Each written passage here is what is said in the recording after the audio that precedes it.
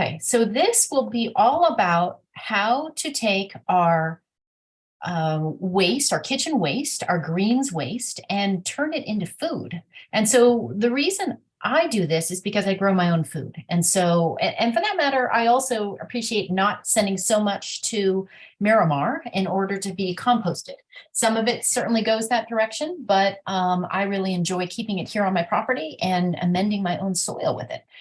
As a gardener, in the Master Gardeners, I learned really quick, a lot of the secret to gardening is in the soil, and San Diego soil is really thin of organic matter.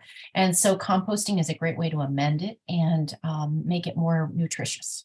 Next slide. I'm Heather Holland. I'm a San Diego Master Gardener from the class of 2012. I'm also a master composter, which I took through the Solana Center. It is a, I think it's about 6 or 8 week class with a master composter with the Solana Center to learn how to make compost. And as I was going through the Master Gardener program, I quickly realized a lot of secret to gardening is in the soil. So that made me go right over to Solana Center and learn composting. Here I am. I've spent quite a bit of time in the school garden programs in San Diego. There are hundreds of schools across the county, public, private, from preschool up to college, who garden with their students. And so this is Kimbrough Elementary School, which is in Barrio Logan, and we were installing irrigation for them. Next slide.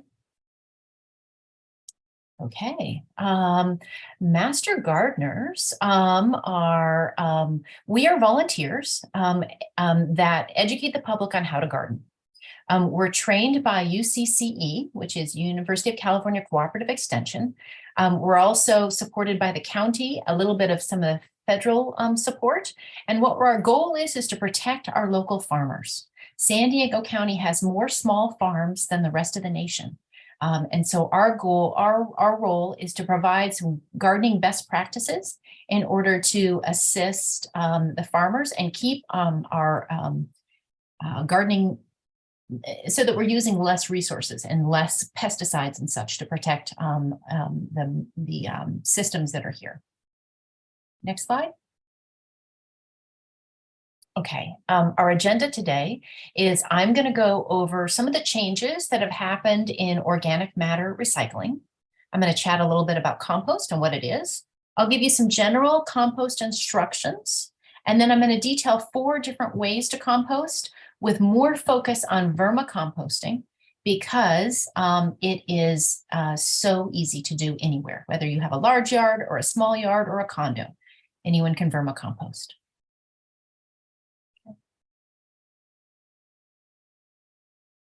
All right, I'm going to chat a little bit here about SB 1383, which is a Senate bill that came out just about a year ago. And it's all about taking all of our green waste, and instead of sending it in the black can, it is being composted. Now, you could compost it on your own site at your own home, or you could put it in the green bins that the city of San Diego is busy trying to get to all of the neighborhoods in San Diego, where they will compost it at Miramar. Green waste, so that you understand, can be a few things. It is yard trimmings, food soiled paper, and food waste. And so all of those things can be composted instead of put in the black bin.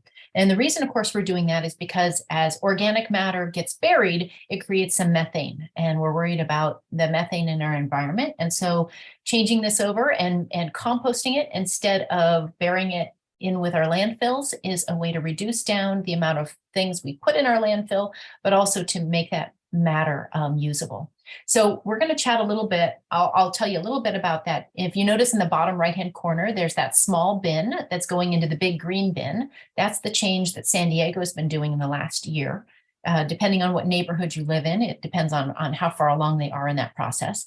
But what my talk is going to be advocating for you to take that mini green bin, and instead of putting it in the green bin that will go to Miramar, you keep it on your site. So we'll chat a little bit more about that. Okay. I think the biggest complaint that San Diego is trying to deal with is that little green bin that's sitting in your kitchen and how to keep it clean. So I've got a couple of tricks here for you. The bottom right is a little green bin wrapped in newspaper. And so that will allow all that organic matter to sit in the newspaper and be able to easily put, whether it be in your composter or whether you put it in the green bin for city recycling. That's a great way to store it. You can store extra waste in the freezer if you have a lot. Baking soda will help absorb oils, and you can line your green bin with yard trimmings or paper in order to keep it from getting gross in the bottom, dare I say.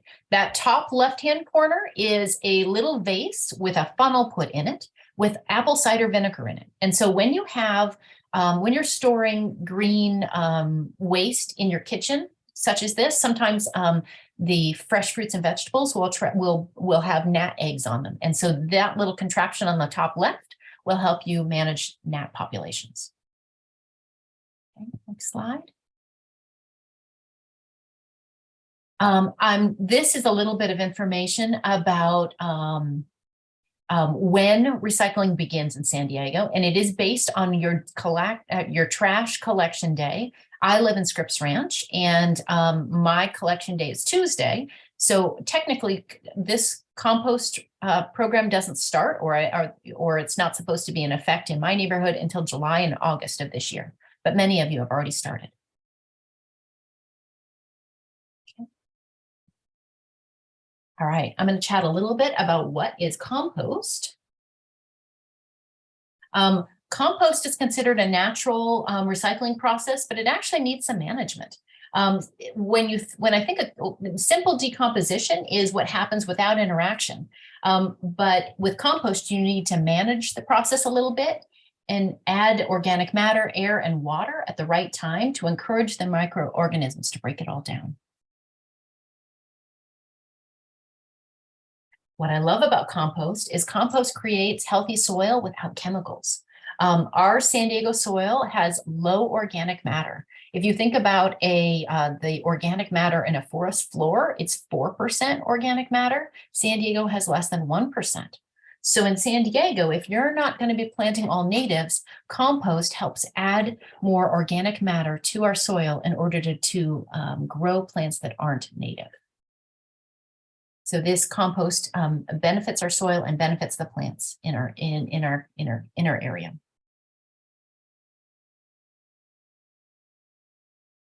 All right, so like I had said, why I compost is to make my own nutrient-rich organic fertilizer. I also really love the idea of taking my household's food scraps, paper, and yard waste and putting it to use on my property and instead of sending it off to Miramar. I love this little quote. It is, often when you think you're at the end of something, you're at the beginning of something else. For years, right? Maybe really since the 40s, we have put our trash at the street and it has magically disappeared, right? And so I love the idea of those things that we have previously thrown at the street and had disappear, actually being able to keep to ourselves and being able to use it right here on our property. Okay, let's get into some details about this. So the process of composting really includes 4 ingredients: browns, greens, air, and water. And by browns, I mean sticks, leaves, paper, and straw. Other browns as well, but generally those brown materials. Notice they're kind of brown in color and they are dried out. The greens are often green in color, such as grass, green leaves, fruit and vegetable scraps, fresh weeds, coffee grounds, right? So those 2 items plus air and water are the 4 items that we need in order to compost.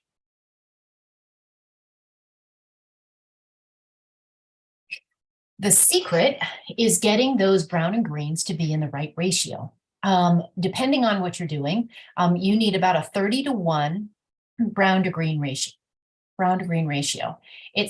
Imagine the weight of browns, dried out organic matter, compared to greens. Greens are things that have water and moisture in them. Greens are much heavier than browns. And so I love to think about it as half brown, half green by weight. knowing that brown is much heavier than green. Pardon me, brown is much lighter than green.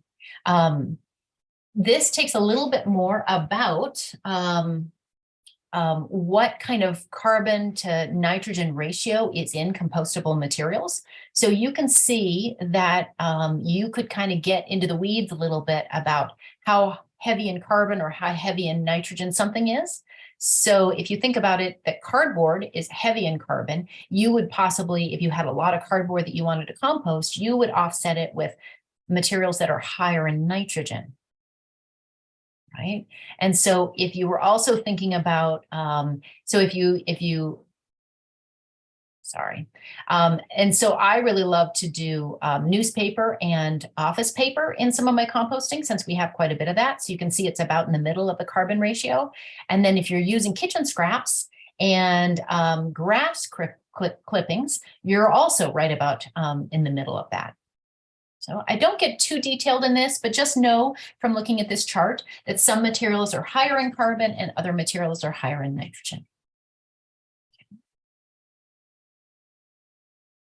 All right, I'm going to chat a little bit here about temperature, and we'll go into more detail about that. Do you see that bottom right-hand photo of a compost pile and see the heat that's coming off of it? That's the amazing part about compost. So you've got a pile of browns and greens.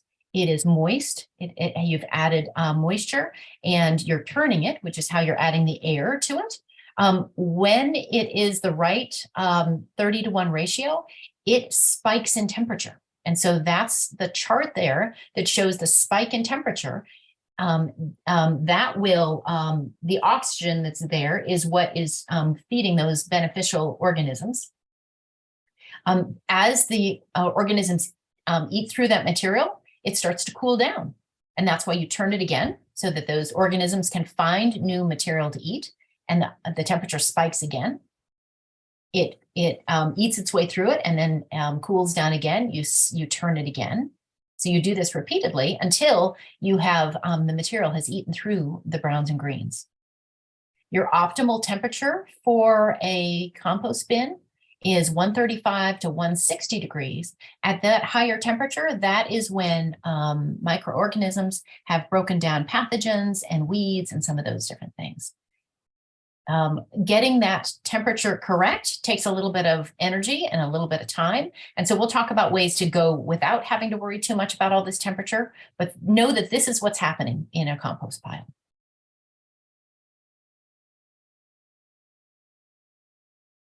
Okay, some ideas about some common composting problems. In San Diego, with as hot as we are, too little moisture is oftentimes an issue.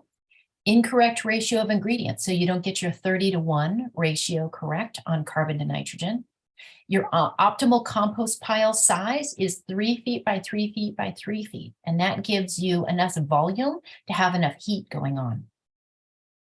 It's better to err on the side of too much brown than too much green. If you have too much green, it gets heavy, and that's when a smell can happen. So you want to get that ratio right. But it's important, if you have materials that are really big, they will take longer to break down. But the smaller materials also impede oxygen and porosity. So it's a little bit of you can fuss with it a little bit to get it right. Okay, I'm going to chat a little bit about the difference between compost and mulch. I love them both. I use them both very heavily in my own yard. Compost looks more like soil.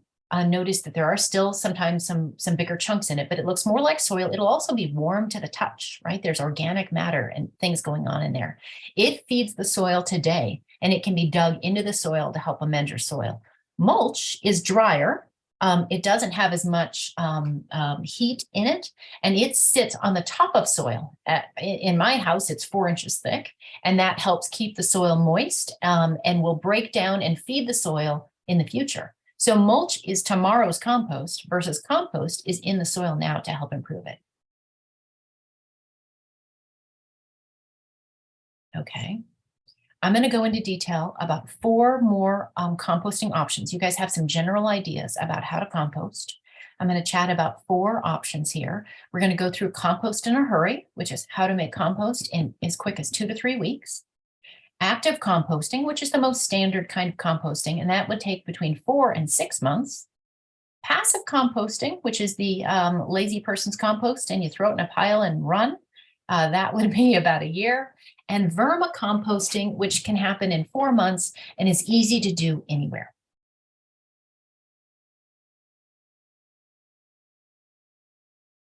Okay, and to choose those 4 different methods, think about these 4 different aspects. Space, how much space you have. Passive composting needs a dedicated space that you would leave and ignore and not need that area. In San Diego's real estate, that doesn't happen very often.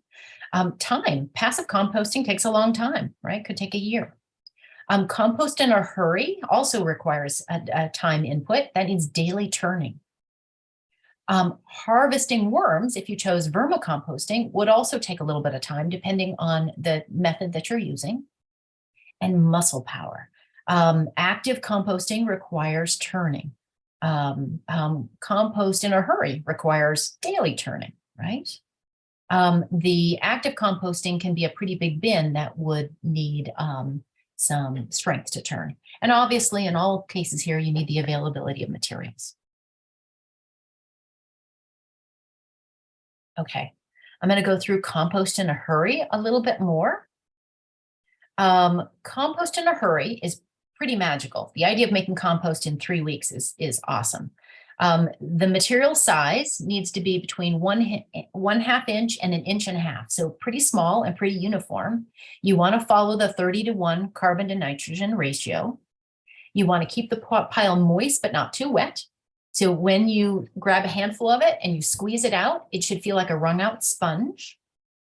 You want to turn the pile daily for 2 weeks. That will keep the material finding food and keep it breaking it down.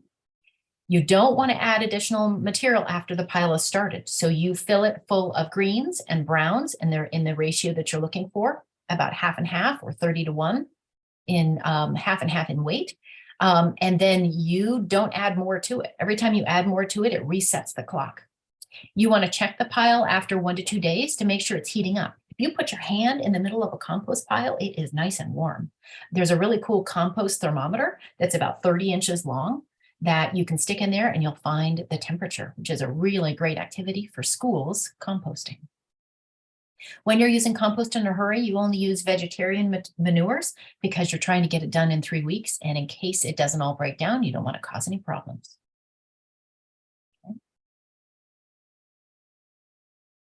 Active composting. So this is the one most people use. It is very similar to compost in a hurry, but you don't turn it daily. You only turn it weekly.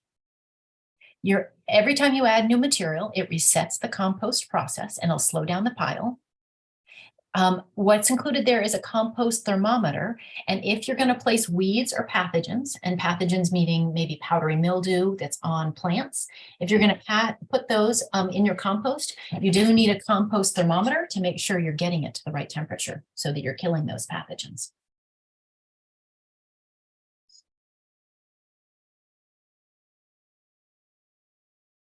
Passive composting is when you take an area and you add compost materials in a pile and then you don't turn it. And you probably need to add water. This is San Diego after all, unless we've just had 20 inches of rain, right? But you would not have to turn it and work with it. You need to have the large pieces broken up in order to cut up in order to make it a bit more uniform. But keeping the pile moist is what is the secret to this. And certainly in a passive composting aspect, not everything will be broken down. This is where a screen would be really useful for you to scoop up the compost after a year, run it through a screen, and the big pieces you would put back in your compost pile versus the small things you would use as compost. Okay. Vermicomposting is done in a small space.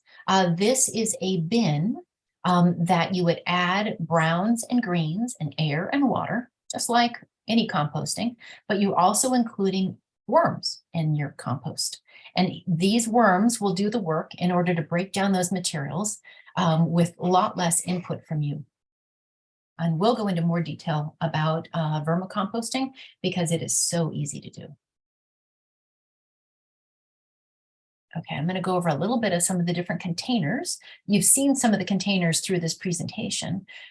There is there's a soil saver composter that is usually available from City of San Diego. I think they're having issues with everybody trying to compost that they don't have enough available. But a soil saver is that big plastic bin that has a top on it and a bottom that's there, and it's open in the bottom, and you would layer your greens and browns inside there with air and water. Then you lift that bin and move it somewhere else, and you shovel it all back in. That's your turning process.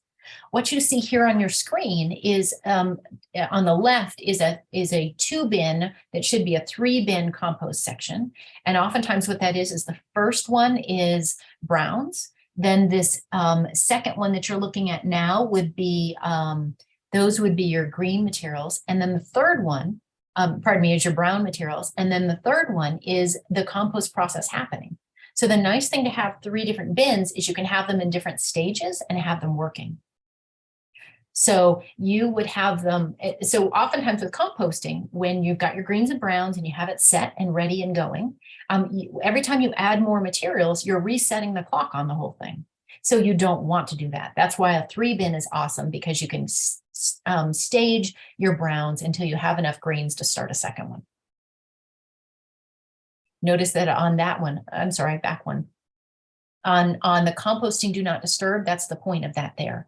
And that section there would be busy composting, and you wouldn't want to add more material to it.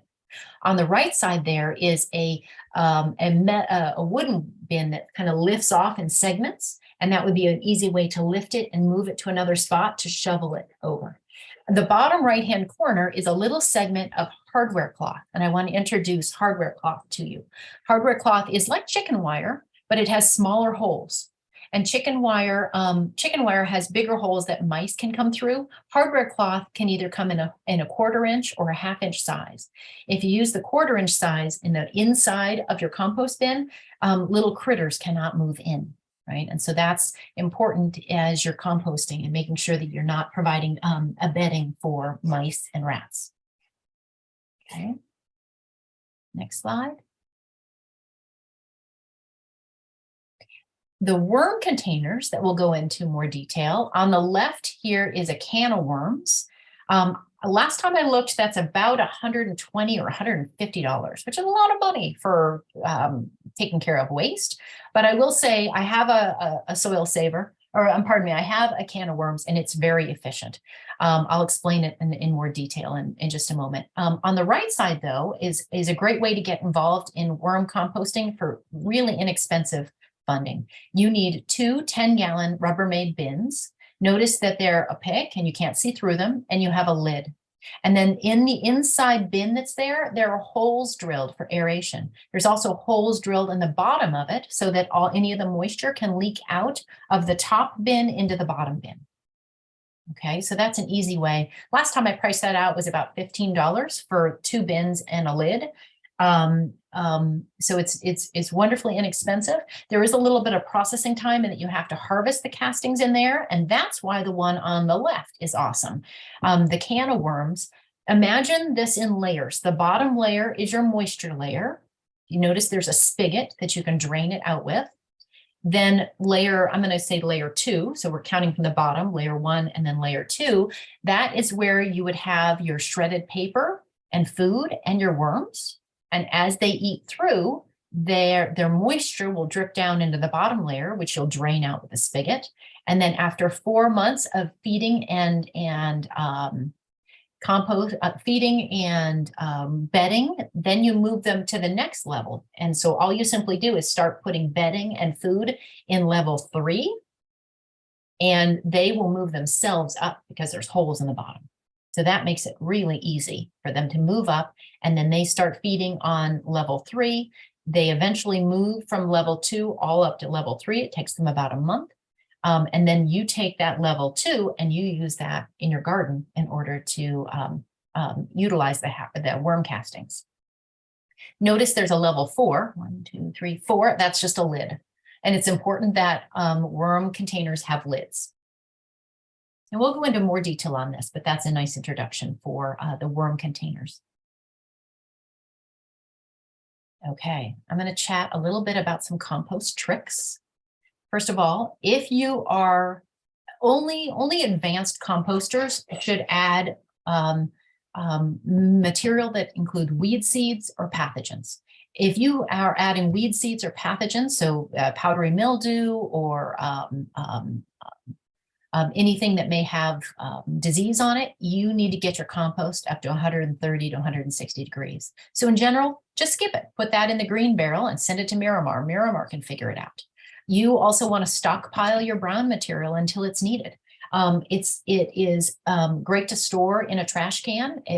Brown material without green in it will sit around no problem without being, and then you can use it all when you have enough green. You want to locate your pile in the shade. This is different for San Diego, right? In other places, they talk about using the heat in order to heat up the pile. But in San Diego, we have no shortage of heat. We have a shortage of water. And so we want to locate your pile in the shade where you don't mind turning it. And you want to keep it moist. So you also need to locate it near a water source.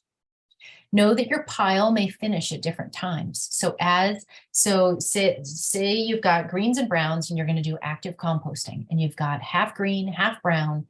You have watered the pile well and you're turning it in order for the material to find new foods within the pile. Even after 4 or 6 months, if you're doing active composting, some of that pile may finish at different times. So you would take a screen. I think I had a picture back a few slides that you would dump your compost on through that in order to pull out the big materials, and those you would put right back in your compost to compost longer. Okay. Let's talk a little bit about any compost problems and what you do about it. If your pile is wet and smells, it means there's not enough air, or you've got too many greens, or it's too wet. So not enough air, too wet, and too many greens. So what you do is turn the pile, because the pile will help regulate itself. You would add browns, and this is where the carbon to nitrogen ratio gets as a fixing point. You would add, if your pile is too wet and potentially smelly, then you would add some things that are higher in carbon, such as sawdust, straw, and wood chips, right? And then from there, you also want to make sure that it would drain away some of that moisture. If the pile doesn't heat up, that means there's not enough nitrogen. Right, so you would want to add nitrogen to it, or you could also make the pile larger. You need it to be 3 by 3 by 3. You also want to make sure it's the right moisture level.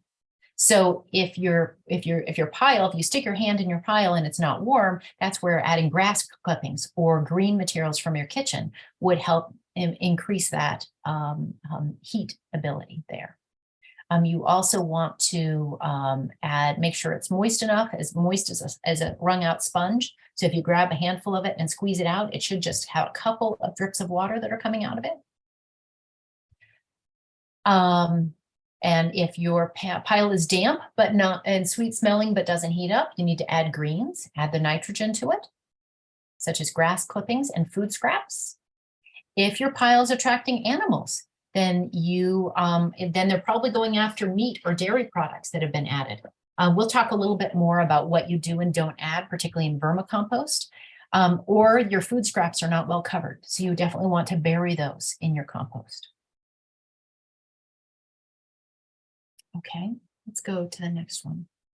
Okay, vermicompost bin. I like this because everyone can vermicompost. And so this is the inside of one of my vermicompost bins. What you can see there is on the top left-hand corner are worm castings. They look like coffee grounds. There's a few little worms up there on the top that you can see as well. And on the bottom, you can really see the shredded paper. And I love to shred newspaper. Although in schools, we like to say that you shred A-graded tests, Those are always great to shred. Or you can shred any paper that would be fine. I think I saw a quick question about what material can be shredded, what material can be fed. You don't want to use any glossy paper, but any of the inks that are available in office paper or in newspapers are all fine for worms today. Okay. The 5 supplies you need to vermicompost. It's very similar to what we've already gone through, right? Air and water, browns and greens, still those things. And so that is your water, and then the air is part of it as well. The bedding that we're talking about, in this case, instead of it being leaves and sticks and such, in a vermicompost bin, it's shredded paper or coconut core, which is the husk of a coconut. I love shredded paper because I have lots of shredded paper at my home and I get to use what I have already around. The food, the greens that we're talking about, would be the food from your kitchen, such as vegetable and fruit kitchen scraps. I'll go into more detail about that. Notice the worms that are listed here. You need special worms in order to vermicompost. You cannot dig them out of your soil and put them in your bin. The San Diego worms that are in your soil, they like to travel long distances, and a vermicompost bin is a small space, and so they're not a good match. But looking for red worms, red wigglers, or red tigers, you can find them in a nursery. They are oftentimes also available from other vermicomposters. If you vermicompost, you have no shortage of worms. They reproduce pretty quickly. And the container, of course, is important too, which I've shown you already. Okay.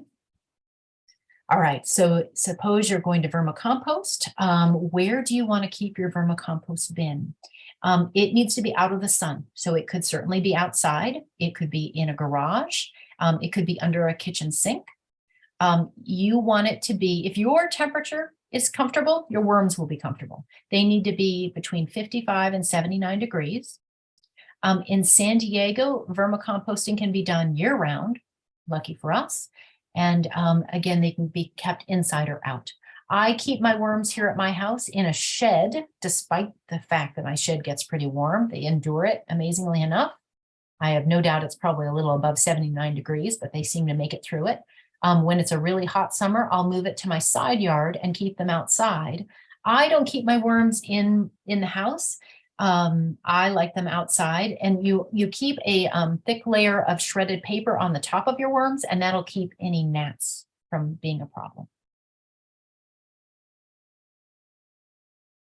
Okay, a little bit more about the worms. You don't want to use worms from Southern California. The red wigglers and the red tigers are who you want to use. You can get them from the internet or from the nursery or from a friend who vermicomposts. 1 pound of worms is typical for a bin.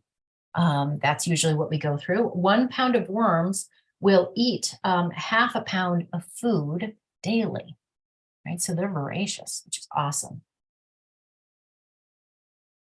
Worms will live in your bin for about a year, but they reproduce really quickly. They are 90% water, and when they dry up, they will just kind of disappear and be one with your compost. Okay. How to care for your worms, how to feed your worms, how to recycle your material. This is all one and the same. You would feed them about once a week. You would, suppose you have a round compost bin and it's full of shredded paper, you would scoop back that shredded paper, insert your kitchen scraps, and we'll go into detail about what those kitchen scraps are. Then we'll cover it with bedding. We'll put on the lid and we'll walk away. That is the process. You keep the bedding moist. If your food that you're giving them is moist, I don't worry about adding any moisture because it's already there. But I do keep it covered with shredded paper in order to discourage gnats. And then I harvest. I see I got my my bullets wrong on this. Sorry about that. I harvest the worm castings regularly every 4 months. And so that's where, if you're using a bin, you'd have to move them aside and feed them in another spot and get them to move over. Or you would use a stacking style where the worms will travel themselves, and then you'll grab the section that they've left and use that in your garden. Okay.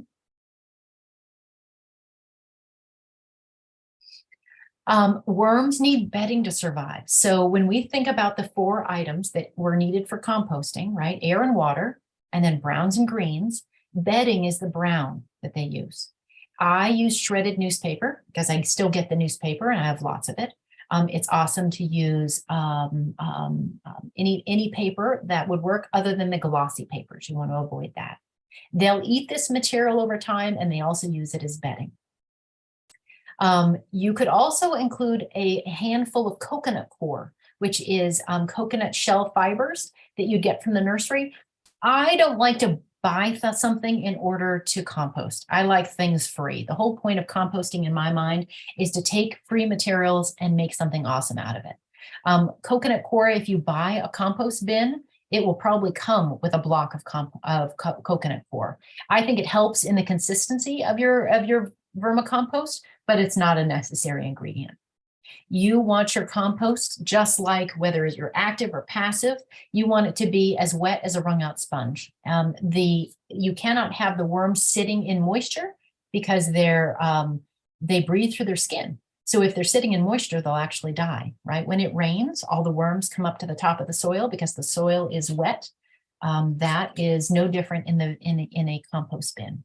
This isn't a big issue in San Diego, but walnut leaves contain tannins that will make the worms sick. So you wouldn't want to include walnut leaves. In general, I don't use leaves at all in my worm bedding, but other people may. Okay. Let's talk, next slide.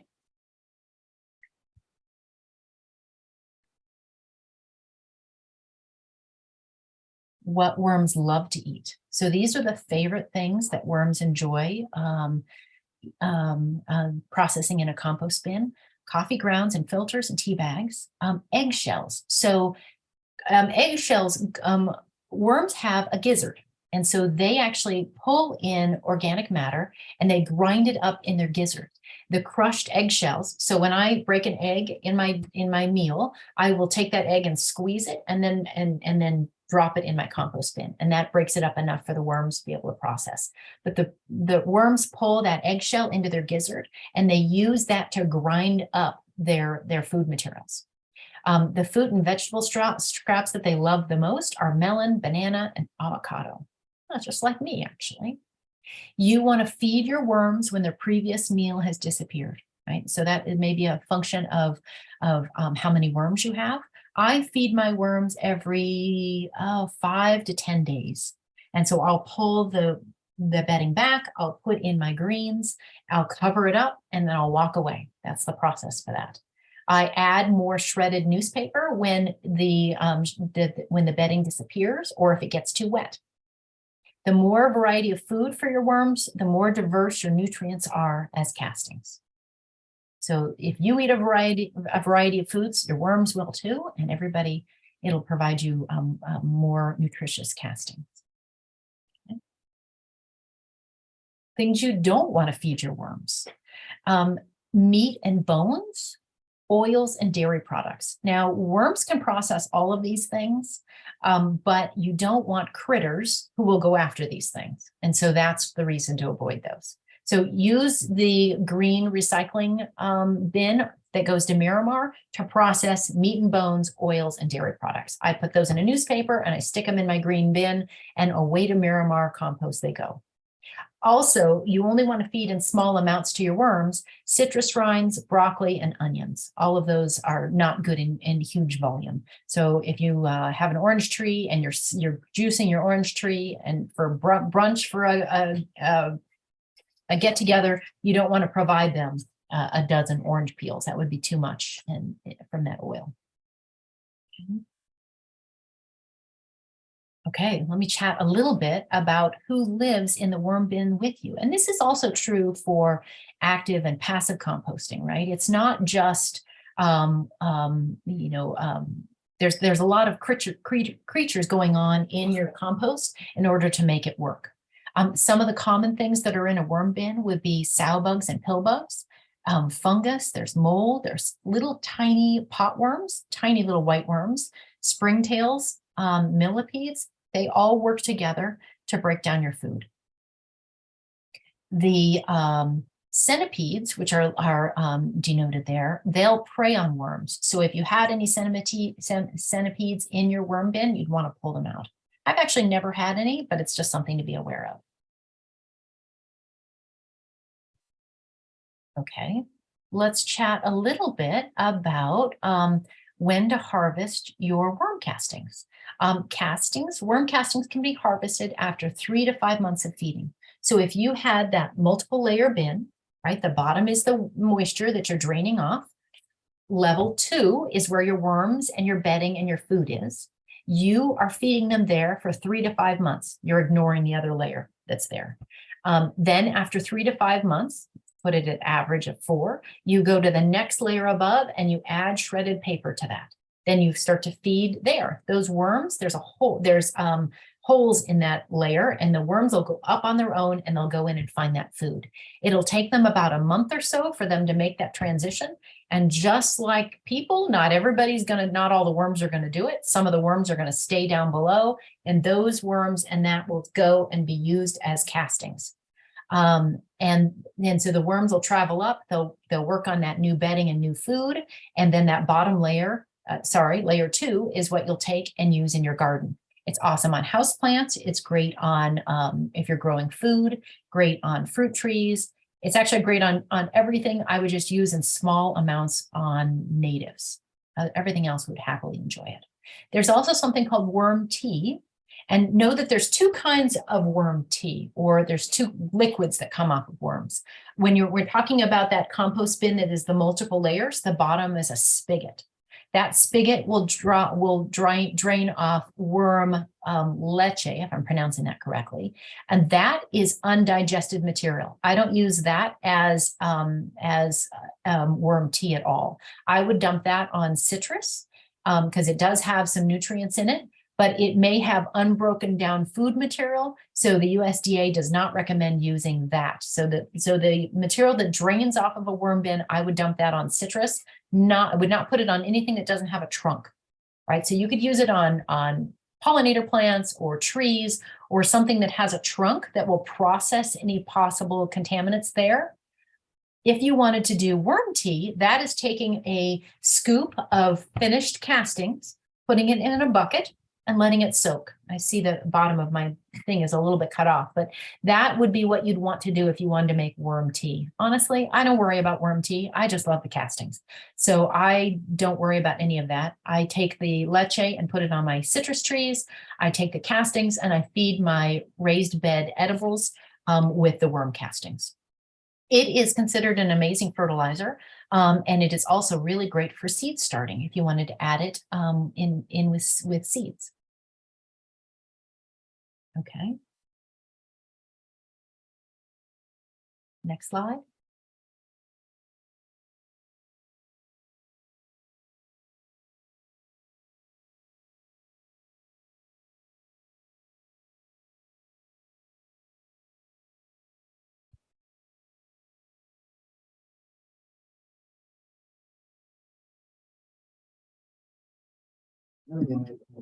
Did it freeze on you, Christy Lynn? Can you switch the slide?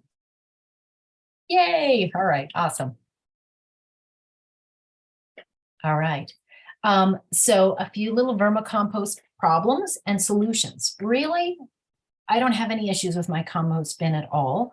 When the conditions are in balance, none of this will occur.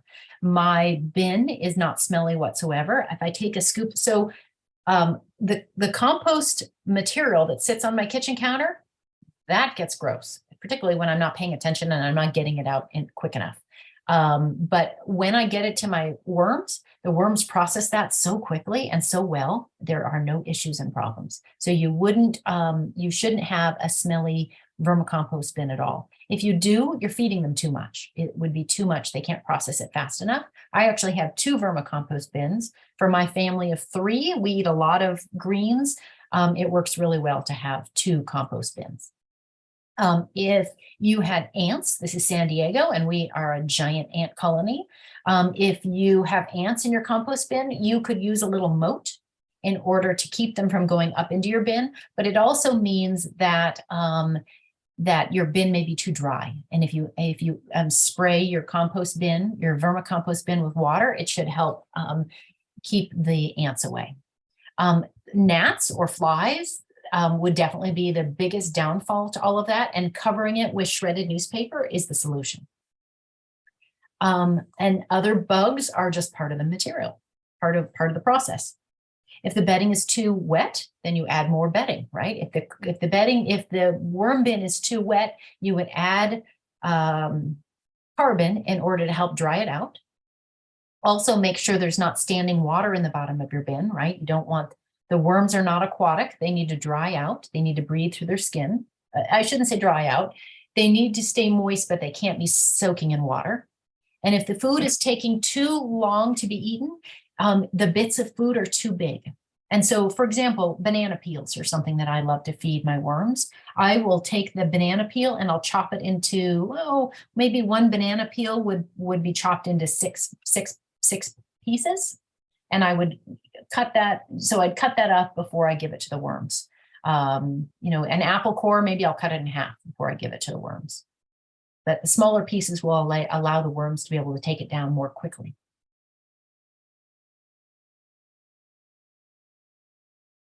Okay. So for further study, here are some resources for more information. Solana Center here in San Diego is an awesome place to learn more.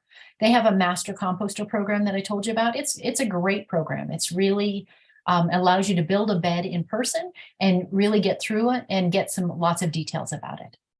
Cornell University also has some really great compost instruction for you, really good instruction for students too, if you are interested in composting as part of schools.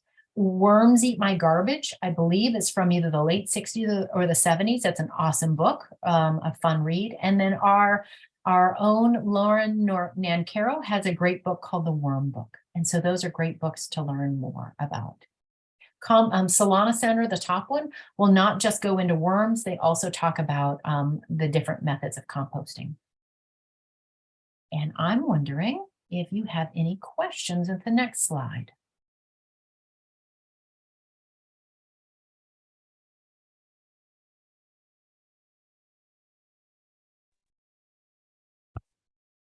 Thank you so much, Heather. I think that was a really interesting presentation. Shirley, you had something to say as well. Sorry about that. Oh, no worries. Well, I kind of have a question. My sister bought one of those. It's a black plastic, like barrel shaped composting, and it goes on a stand and you crank it to turn it. Yeah, absolutely. So it's pretty small, really, as far as waste. So it seems like you wouldn't want to do worms in something like that. That would be more like just household scraps with the brown and green mixed together. Yeah, you can put worms in. So at my house, I have 2 vermicompost bins and I have 2 turning composters, just like you're describing. Mine are big ones. They are 3 by 3 by 3. They also have a big opening. Sometimes some of the newer ones that are turning is awesome because it's really easy to turn that handle and get it turning. And that's awesome because that's one of the problems. Who wants to go outside with a pitchfork and turn compost? It's not my idea of fun. And so that turning composter is awesome. What's also great about that turning composter is mice and rats cannot get inside. And so that's another reason I really love that one. But you do want to be, and I have been known to put worms in those turning composters and have them process it. I feel a little bad for them when I'm turning them, but they endure and they make do just fine. What you want to be aware of with that one is the size. If it is 3 by 3 by 3, right? And the newer ones have really tiny holes to put things in, which I think is kind of aggravating. It's hard to get materials in that small hole or out of that small hole. Out, yeah. But that would work great. And I absolutely would use that. If I would suggest adding some worms to it, so with that bin, I would fill it about 40-ish or so % full with brown materials. Then you have a good portion, about 40%, 60% brown materials, 40% green materials. And that could be grass, that could be kitchen waste. That could be weeds if you get the temperature up well enough, and put those in there. Add some worms in that, and in that way you can even try worms from your soil, and then turn that. And as regularly as you turn it and make sure that it's moist, it's awesome to get your hand in there and feel how warm it is and see how it's working. But that would work great. Thank you. Welcome. There were 2 questions in the chat. I believe you answered at least one of them, but I'll repeat them just in case you want to elaborate Okay.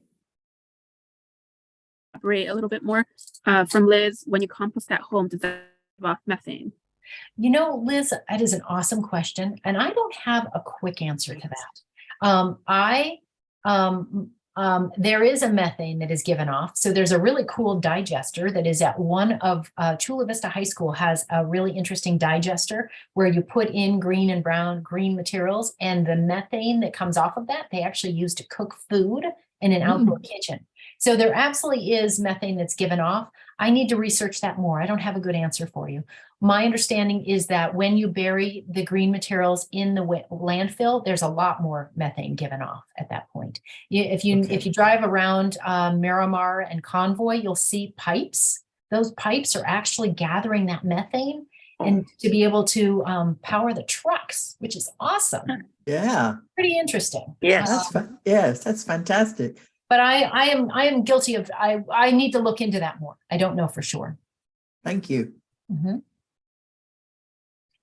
Fran, I see you unmuted yourself. Did you have a question? No, I just wanted to welcome Iju. I haven't seen her in years.